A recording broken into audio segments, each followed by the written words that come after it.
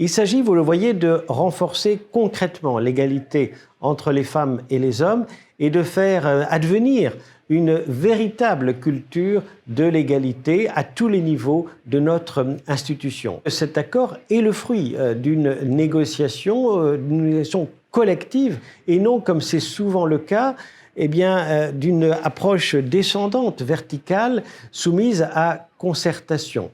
C'est-à-dire que l'accord a été construit dans une logique horizontale où chacun a pu prendre la parole, faire des suggestions et faire des demandes aussi qui ont été prises en compte. Ce qui est important, c'est que toutes les organisations syndicales, sans exception, mais aussi les membres élus de la Commission supérieure du Conseil d'État ont participé.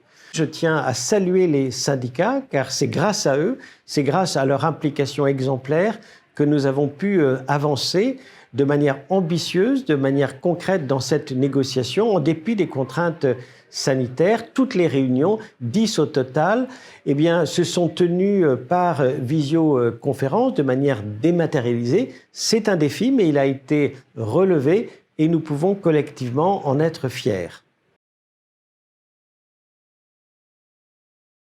Il y a une action que nous avons déjà mis en œuvre, qui est la féminisation des décisions de justice pour donner de la visibilité aux femmes qui sont juges, qui sont présidentes, qui sont assesseurs, qui sont rapporteurs publics, qui sont greffières. Une autre action très importante est la lutte contre le harcèlement sexuel, qui est un sujet qui touche tout le monde. C'est une action qui est forte et qui permettra de mieux recueillir la parole des personnes victimes et de mieux enclencher également les procédures pour les protéger et pour sanctionner les auteurs de violences. Un troisième exemple que je peux vous donner d'une action forte est le rôle que doivent jouer les managers dans l'égalité entre les femmes et les hommes.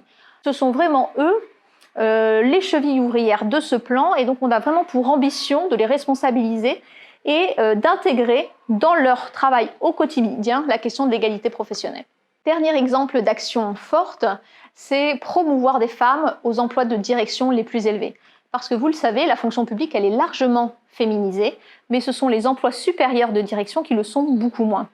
Aujourd'hui, 36% de femmes sont chefs de juridiction, alors qu'elles représentent, les magistrates, plus de 45% de la population de magistrats.